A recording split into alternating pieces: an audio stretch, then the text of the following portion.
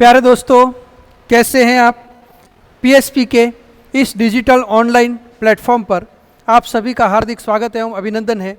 जैसा कि आपको पता है कि हम प्रतिदिन डीएनए अर्थात डेली न्यूज़ एनालिसिस के तहत राजस्थान, भारत और विश्व का करंट अफेयर्स लेकर के और फिर आपके बीच में हाजिर होते हैं। आज से हम इसमें कुछ परिवर्तन करने जा रहे हैं, जिसमें राजस्थान सरकार में के द्वारा जो राजस्थान कर्मचारी चयन आयोग है उसके द्वारा जो परीक्षा आयोजित की जा रही है 25 से 28 सितंबर के बीच में, और वो एग्ज़ाम है सीईटी स्नातक स्तर का एग्ज़ाम, और उसमें करंट अफेयर्स का भी पार्ट है। तो हम उसको लेकर के भी कुछ महत्वपूर्ण टॉपिक्स जो हैं वो प्रतिदिन इसमें जोड़ेंगे। और आज हम लोग चर्चा करने वाले हैं पेरिस ओलंपिक में। तो आज का सफ़र हम लोग यहाँ से शुरू करते हैं दोस्तों। जो सबसे पहली खबर है वो भारत के पूर्वोत्तर सीमा से संबंधित है, और उसमें अगर अपन लोग देखें तो जो भारत का मिजोरम और असम है उसने अंतर्राज्यीय सीमा पर शांति बनाए रखने के लिए सहमति जताई है। क्योंकि अभी अगर अपन लोग बांग्लादेश का मुद्दा देखें अथवा म्यांमार का मुद्दा देखें और पूर्वोत्तर भाग को देखें तो वहाँ पर अशांति बनी रहती है। तो इन राज्यों को आपस में एक दूसरे के बीच में सहयोग करना चाहिए, और इसी को देखते हुए मिजोरम और असम ने अंतर्राज्यीय सीमा पर यानी दोनों राज्यों की सीमा पर शांति बनाए रखने के लिए एक सहमति जताई है और उस सहमति पर हस्ताक्षर किए हैं।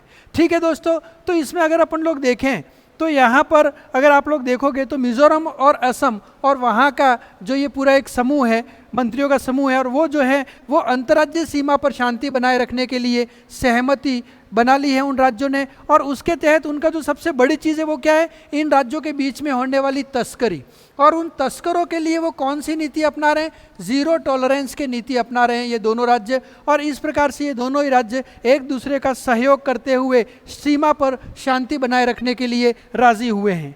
आज की जो अगली महत्वपूर्ण खबर है दोस्तों वो यहाँ पर फिर बुल्गारिया के राष्ट्रपति के द्वारा नए कार्यवाहक प्रधानमंत्री की नियुक्ति से संबंधित है। ठीक है, तो बुल्गारिया के जो राष्ट्रपति उनका नाम क्या है, उनका नाम है रूमन रादेव। क्या नाम है, रूमन रादेव। ठीक है, तो इन्होंने क्या किया है, कार्यवाहक प्रधानमंत्री की नियुक्ति की है। और कार्यवाहक प्रधानमंत्री किसको बनाया गया है, गोरित्सा ग्रेनचारोवा कोझोरावा को बनाया गया है। ठीक है दोस्तों, तो ये एक खबर है अपने लिए। उसके बाद में अपन लोग जब बात करते हैं इसमें तो अडानी फाउंडेशन को वन पंडित पुरस्कार प्राप्त हुआ है। यह हमारी आज की अगली खबर है। अडानी फाउंडेशन को गुजरात के मुंद्रा क्षेत्र में 2022-23 के दौरान उसकी उत्कृष्ट वृक्षारोपण पहलों के लिए वन पंडित पुरस्कार प्राप्त हुआ है। ठीक है, तो वन पंडित है ना, तो वनों से संबंधित ये पुरस्कार है। और ये पुरस्कार किसको प्राप्त हुआ है, अडानी फाउंडेशन को प्राप्त हुआ है। और क्यों प्राप्त हुआ है, क्योंकि उसने गुजरात के मुंद्रा क्षेत्र में 2022-23 के दौरान उत्कृष्ट वृक्षारोपण के लिए या वहाँ के लोगों को वृक्षारोपण करने के लिए प्रेरित किया गया, ऐसी पहल की है। और इसी पहल के कारण जो है वो अडानी फाउंडेशन को वन पंडित पुरस्कार जो है वो प्राप्त हुआ है। अगली जो महत्वपूर्ण खबर हमारी है वो फिर दोस्तों ओलंपिक से संबंधित है। और अभी जो पेरिस ओलंपिक हुआ है उसमें जो पहलवान है अमन सहरावत, उन्होंने 57 किलोग्राम यानी 57 किलोग्राम फ्री स्टाइल इवेंट में कांस्य पदक जीता है। और इस प्रकार से भारत के कुल पदक कितने हो गए हैं, 6 कांस्य पदक भारत ने जीते हैं, जिसमें से एक जो है वो सिल्वर मेडल है और 5 कांस्य पदक है। अब यहाँ पर पहलवान जो है उनका नाम क्या है, अमन सहरावत है। और अमन सहरावत ने पुरुषों के कितने किलोग्राम फ्री स्टाइल में कांस्य पदक जीता है, 57 किलोग्राम फ्री स्टाइल में कांस्य पदक जीता है दोस्तों। ठीक है, अगली जो महत्वपूर्ण खबर है यहाँ पर वो फिर केविन सुलिवन से संबंधित है, जिनका 74 वर्ष की आयु में निधन हो गया। और ये WWE से संबंधित रहे हुए हैं। तो यहाँ पर अगर अपन लोग देखें तो केविन सुलिवन जो WWE से संबंधित है उनके निधन को लेकर के खबर है।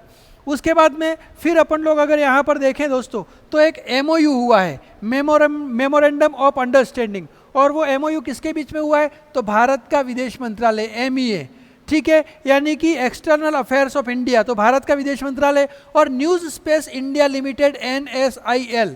ठीक है, तो इन्होंने नेपाल के मुनाल सैटेलाइट के लॉन्च के लिए, किसका सैटेलाइट है, नेपाल का, और उस सैटेलाइट का नाम क्या है? मृणाल सैटेलाइट। तो नेपाल के मृणाल सैटेलाइट के लॉन्च के लिए अनुदान सहायता के लिए एक मेमोरेंडम ऑफ अंडरस्टैंडिंग यानी कि समझौता ज्ञापन पर हस्ताक्षर किए हैं। यह सहयोग भारत और नेपाल के बीच में अंतरिक्ष प्रौद्योगिकी को सुदृढ़ करने के दृष्टिकोण से महत्वपूर्ण कदम जो है वो माना जा रहा है दोस्तों। तो इसमें मृणाल सैटेलाइट एक स्वदेशी सैटेलाइट है जिसे नेपाल के national academy of science and technology के तहत विकसित किया गया है दोस्तों। ठीक है, तो मृणाल सैटेलाइट कहाँ से संबंधित हो गया? नेपाल से संबंधित हो गया। इस स्वदेशी मृणाल सैटेलाइट को लॉन्च करने के लिए अनुदान सहायता पर हस्ताक्षर किसने किए हैं? तो एमईए और एनएसआईएल ने। एमईए क्या है? भारत का विदेश मंत्रालय। और एनएसआईएल क्या है? न्यूज़ स्पेस इंडिया लिमिटेड है। उन्होंने जो है इसको लेकर के समझौता ज्ञापन पर हस्ताक्षर किए। अगली जो खबर है वो दोस्तों यहाँ पर आईएएस अधिकारी टीवी सोमनाथन से संबंधित है और टीवी सोमनाथन को कैबिनेट सचिव के रूप में नियुक्त किया गया है। तो भारत का नया कैबिनेट सचिव किसको नियुक्त किया गया है? ये महत्वपूर्ण प्रश्न है। इनका नाम क्या है दोस्तों? टीवी सोमनाथन है, जिसको भारत का कैबिनेट सचिव जो है नियुक्त किया गया है। और ये जो नियुक्ति है वो उनके कार्यकाल की अवधि 2 साल होगी, जो 30 अगस्त से शुरू होगी। यानी 30 अगस्त से लेकर के और फिर 2 साल तक वो जो है वो भारत के नए कैबिनेट सचिव के रूप में नियुक्त रहेंगे टीवी सोमनाथन। उसके बाद में यहाँ जो अगली प्रमुख खबर है वो भारतीय वायुसेना की है, एयरफोर्स, इंडियन एयरफोर्स। और उसने क्वांटन मलेशिया में आयोजित एक अभ्यास में भाग लिया और उस अभ्यास का नाम क्या है? उसका नाम है दोस्तों उदार शक्ति। ठीक है, तो भारतीय वायुसेना और रॉयल मलेशियन एयरफोर्स के बीच में, तो मलेशिया में ये क्वांटन के अंदर आयोजित हुआ। और कौन सी मलेशिया की जो एयरफोर्स थी उसका नाम क्या है? रॉयल मलेशियन एयरफोर्स और भारतीय वायुसेना, उन्होंने मिलकर के संयुक्त वायु अभ्यास किया है और उसका नाम क्या है? उदार शक्ति नाम है। और ये उदार शक्ति 5 अगस्त से 9 अगस्त के बीच में आयोजित किया गया। तो भारत और मलेशिया के बीच में वायु सेना को लेकर के वायु सेवा में अगर अपन लोग देखें तो जो अभ्यास किया गया वायुसेना के द्वारा उसका क्या नाम है? उदार शक्ति उसका नाम है दोस्तों। अगली जो प्रमुख खबर है वो फिर वरिष्ठ अभिनेता विजय कदम से संबंधित है, जिनका मुंबई में निधन हो गया। उसके बाद में दोस्तों राष्ट्रपति द्रौपदी मुर्मू को, अभी वो तिमोर की यात्रा पर थी, तो तिमोर लेस्टे का सर्वोच्च नागरिक सम्मान मिला और इस प्रकार से भारत और तिमोर के बीच में द्विपक्षीय सहयोग पर भी बातचीत हुई। तो राष्ट्रपति द्रौपदी मुर्मू को तिमोर लेस्टे का सर्वोच्च नागरिक सम्मान प्राप्त हुआ है। ठीक है, और उसका नाम क्या है? Grand collar of order of Timor Leste. ठीक है, ये पुरस्कार उनको प्राप्त हुआ है तिमोर से संबंधित दोस्तों। ठीक है, अब फिर हम लोग आज बात करेंगे यहाँ पर मैप ऑफ द डे की। तो मैप ऑफ द डे में हम लोग जब बात करते हैं तो यहाँ पर किस क्षेत्र की बात चल रही है? यहाँ बात चल रही है सुक्त गैंडोर की। ठीक है, और ये सुक्त गैंडोर जो है पुरातात्विक स्थल है जो सिंधु घाटी की सभ्यता से संबंधित है। किससे संबंधित है? सिंधु नदी घाटी सभ्यता से संबंधित है। और सिंधु घाटी का ये सबसे पश्चिमी स्थल माना जाता है दोस्तों। और ये वर्तमान में अगर अपन लोग देखें तो पाकिस्तान के बलूचिस्तान प्रांत में है। कहाँ पर है ये? पाकिस्तान के बलूचिस्तान प्रांत में है, जो कि ईरान से नज़दीक बताया जाता है दोस्तों। ठीक है, तो सुक्त गैंडोर की खोज 1875 में मेजर एडवर्ड मॉकलर के द्वारा एक छोटे पैमाने पर खुदाई में की गई। और इस प्रकार से यह ईरान सीमा पर ग्वादर के पास मकरान तट पर स्थित है और अरब सागर से लगभग 55 किलोमीटर की दूरी पर स्थित है दोस्तों। ठीक है, उसके बाद में हम लोग राजस्थान जीके के कुछ महत्वपूर्ण प्रश्नों पर चर्चा करेंगे आज, जिसमें एक तो यहाँ पर जो सबसे पहला प्रश्न है वो भूतपूर्व कोटा राज्य में स्वतंत्रता सेनानी कौन थी? महिला कौन थी? कमला स्वाधीन। तो भूतपूर्व कोटा राज्य की स्वतंत्रता सेनानी कमला स्वाधीन। कोटा में 1857 का जो विद्रोह हुआ उस विद्रोह का नेतृत्वकर्ता कौन था? तो 2 लोग थे, मेहराब खान और जयदयाल। ये दोनों कोटा के 1857 के विद्रोह के नेतृत्वकर्ता थे। करौली राज्य और अंग्रेजों के बीच में संधि कब हुई? तो वो संधि हुई थी नवंबर 9, 1817 में। और इस प्रकार से जो है वो राजस्थान के राज्यों में अंग्रेजों के साथ में संधि करने वाला यह राज्य बना था नवंबर 1817 में। स्वतंत्रता संग्राम के दौरान कौन सी महिला ऐसी है जो जेल नहीं गई? तो कालीबाई जो थी वो जेल नहीं गई थी। राजपूताना की किस एकमात्र रियासत के साथ अंग्रेज़ों ने बाइबिल को साक्षी मानकर संधि की थी? ये बहुत ही महत्वपूर्ण है। राजपूताना की रियासत कौन सी है? भरतपुर। और उसमें अंग्रेज़ों ने जो संधि की थी उसमें साक्षी किसको माना था? बाइबिल को साक्षी माना था। राजस्थान में 1857 में पहला जो विद्रोह हुआ था उसकी शुरुआत कहाँ से हुई थी? नसीराबाद की छावनी से हुई थी। 1857 के विद्रोह के समय जोधपुर के महाराजा तख्त सिंह ने किसके नेतृत्व में सेना अजमेर भेजी थी? तो उसका नाम क्या था? उसका नाम था कुशाल राज सिंघवी। सागरमल गोपा, उनका संबंध किस रियासत से है? तो जैसलमेर रियासत से है। साधु सीताराम दास जो है वो किस किसान आंदोलन से संबंधित थे? तो बिजोलिया के किसान आंदोलन से संबंधित है। और जोधपुर लीजन के सैनिकों ने किस छावनी में क्रांति का उद्घोष किया? तो जोधपुर लीजन के सैनिकों ने कहाँ पर क्रांति शुरू की थी? एरिनपुरा के अंदर क्रांति की शुरू की थी। इस प्रकार से ये 1857 से संबंधित, 1857 के विद्रोह से संबंधित राजस्थान से रिलेटेड कुछ महत्वपूर्ण प्रश्न थे।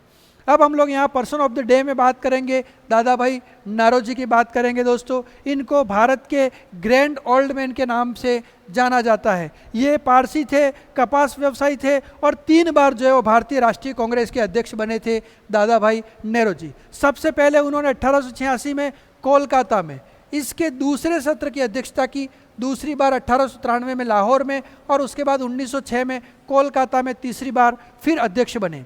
स्वराज प्राप्त करने के लिए उन्होंने कड़ी मेहनत की और इसीलिए उनको grand old man of Bharat कहा जाता है। तो भारत के ग्रैंड ओल्ड मैन किसको कहा जाता है दोस्तों? ये कहा जाता है दादा भाई नेरोजी को। और उन्होंने एक पुस्तक भी लिखी थी और उसमें धन निकास के सिद्धांत की ओर जो है ब्रिटिश सरकार का ध्यान आकर्षित किया था। तो धन निकास पर दादा भाई नौरोजी की पुस्तक का नाम क्या है? तो poverty and un British rule in India. उस पुस्तक का नाम क्या है? Poverty and un British rule in India इस पुस्तक का नाम है दोस्तों। ठीक है, अब हम लोग राजस्थान करंट अफेयर्स की बात करते हैं। तो सड़क हादसों में 50% कमी लाने के लिए राजस्थान सरकार ने सड़क सुरक्षा प्लान बनाया है और उसमें कौन से वर्ष को लक्ष्य रखा गया है? 2030 तक। तो हमारी सरकार सड़क सुरक्षा को ध्यान में रखते हुए 2030 तक सड़क हादसों को 50% कम करने के लिए सड़क सुरक्षा प्लान बनाया है सरकार ने। कब तक? 2030 तक। ठीक है, तो राजस्थान देश का पहला राज्य होगा जो योजनाबद्ध तरीके से सड़क सुरक्षा के लिए आगामी 10 वर्षों के लिए एक्शन प्लान तैयार किया है। और उस एक्शन प्लान का लक्ष्य क्या है? उसका लक्ष्य है 2007 तक सड़क हादसों में 50% की कमी लाना, यानी 50% सड़क हादसों को कम करना है। इसको 3 चरणों में क्रियान्वित किया जाएगा। पहला चरण 2025 से 27 में, फिर 3-3 वर्ष जोड़ते जाओ। दूसरा चरण 2027 से 30 तक है और फिर तीसरा चरण रहेगा 2030 से 2033 तक। तो पहला चरण अभी 2025 से शुरू हो जाएगा 27 तक, दूसरा चरण 27 से 30 तक और तीसरा चरण 30 से 33 तक। राजस्थान के सड़क सुरक्षा के मंत्री कौन है? प्रेम सिंह बेरवा, और ये स्वयं उप मुख्यमंत्री भी है। राजस्थान सरकार में 2 उप मुख्यमंत्री है जिसमें से एक प्रेम सिंह बेरवा है और इनको सड़क सुरक्षा मंत्रालय भी दिया गया है। सड़क सुरक्षा के लिए राजस्थान के माया टंडन को 2024 के लिए पद्मश्री से सम्मानित किया गया है। ठीक है, क्या नाम है उनका? माया टंडन, और इनको 2024 के लिए पद्मश्री से सम्मानित किया गया है। किस क्षेत्र में काम किया इन्होंने? सड़क सुरक्षा के क्षेत्र में किसने काम किया? माया टंडन ने। कौन सा पुरस्कार दिया जाएगा उनको? पद्मश्री दिया जाएगा। राजस्थान के सड़क सुरक्षा मंत्री कौन है? प्रेम सिंह बेरवा है, वो खुद क्या है? उप मुख्यमंत्री भी हैं। राजस्थान सरकार ने 2030 तक सड़क सुरक्षा से संबंधित एक्शन प्लान तैयार किया है जिसमें उन्होंने ये तय किया है कि 2030 तक यानी अगले 10 वर्षों में 50% सड़क हादसों में कमी लाने का लक्ष्य रखा है 3 चरणों में। पहला चरण 2025 से 27, दूसरा 27 से 30 और तीसरा होगा 30 से 33 तक। अगली जो खबर है वो केंद्रीय जल शक्ति मंत्रालय की ओर से है। इसमें जल गुणवत्ता रैंकिंग जारी की है और उसमें राजस्थान को देश में 23वां स्थान प्राप्त हुआ है। तो केंद्रीय जल शक्ति मंत्रालय ने पूरे देश के राज्यों में जल की गुणवत्ता कितनी है उसको लेकर के एक रैंकिंग दी है और उस रैंकिंग में राजस्थान का स्थान कौन सा है?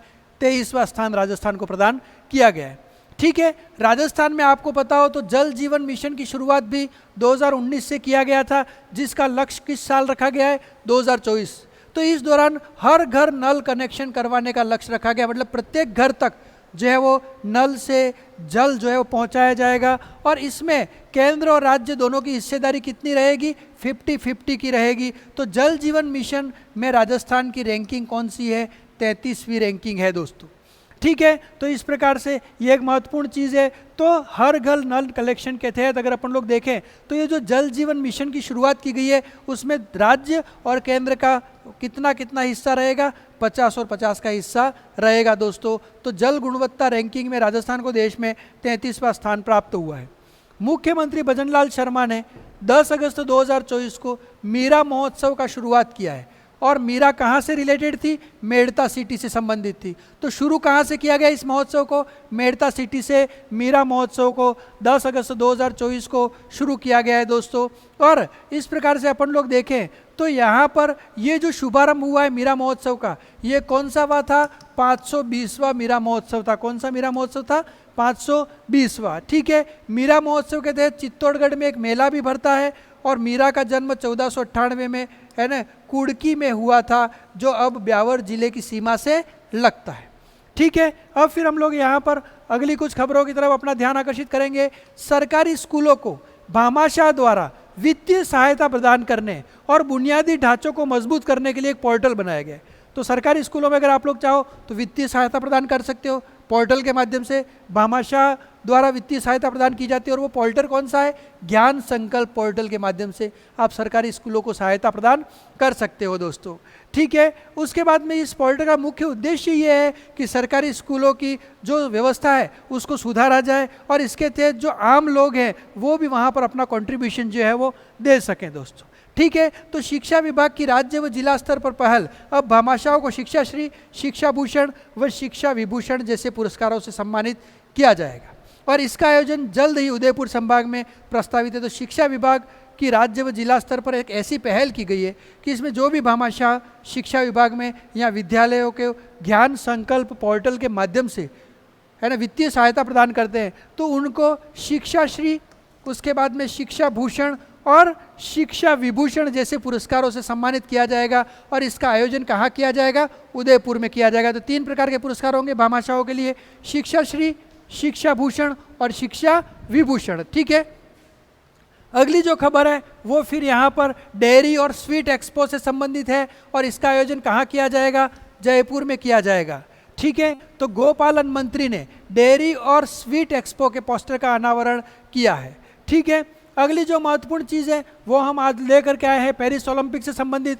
ओलंपिक के इतिहास की जब हम लोग बात करते हैं तो पहला ओलंपिक 1896 में हुआ। कहाँ हुआ था?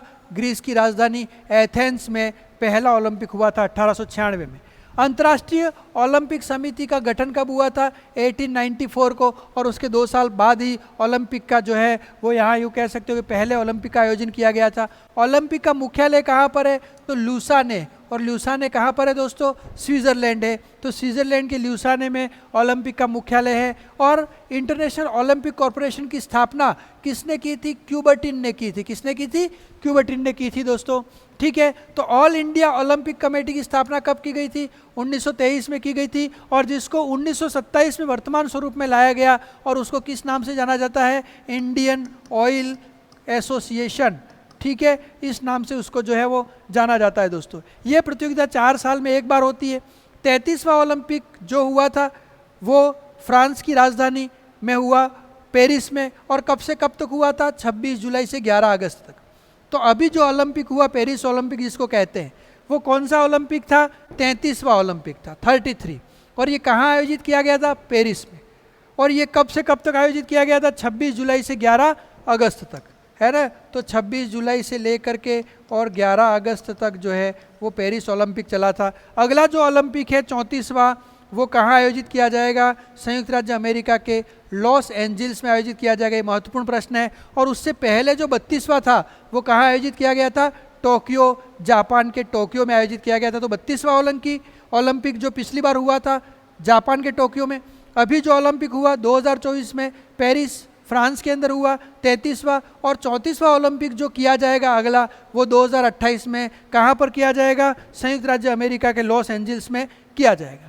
ओलंपिक के लोगों में ये 5 रिंग हैं दोस्तों, और ये 5 रिंग जो है वो 5 महाद्वीपों को दर्शाते हैं, है ना। जिसमें नीचे का जो येलो रिंग है वो येलो रिंग किसको दर्शाता है? अपने एशिया महाद्वीप को दर्शाता है। तो ये भी एक महत्वपूर्ण है। वर्तमान में इंटरनेशनल ओलंपिक कमेटी IOC का अध्यक्ष कौन है? तो थॉमस बॉक जो है वो इसके अध्यक्ष हैं। और भारतीय ओलंपिक कमेटी के अध्यक्ष किसको बनाई गई है? उड़न परी PT ऊषा भारतीय ओलंपिक संघ की अध्यक्ष हैं दोस्तों। तो भारतीय ओलंपिक कमेटी के अध्यक्ष PT ऊषा हैं और इंटरनेशनल ओलंपिक कमेटी के अध्यक्ष थॉमस बॉक हैं।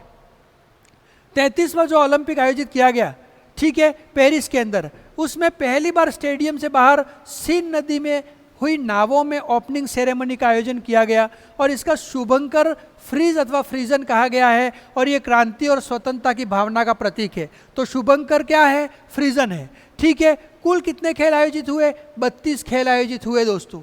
ठीक है, और कितने एथलीट शामिल हुए, 10,500 एथलीट शामिल हुए। और इसमें जो अंतिम सूची आई है उसमें संयुक्त राज्य अमेरिका पहले स्थान पर रहा है, कुल 126 पदक जीते हैं और जिसमें 40 गोल्ड जीते हैं। दूसरे स्थान पर चाइना रहा है जिसने 91 पदक जीते हैं और 40 गोल्ड जीते हैं। तीसरे स्थान पर जापान रहा है जिसने 20 गोल्ड जीते हैं। तो इस प्रकार से पहला स्थान किसको मिला है, संयुक्त राज्य अमेरिका को।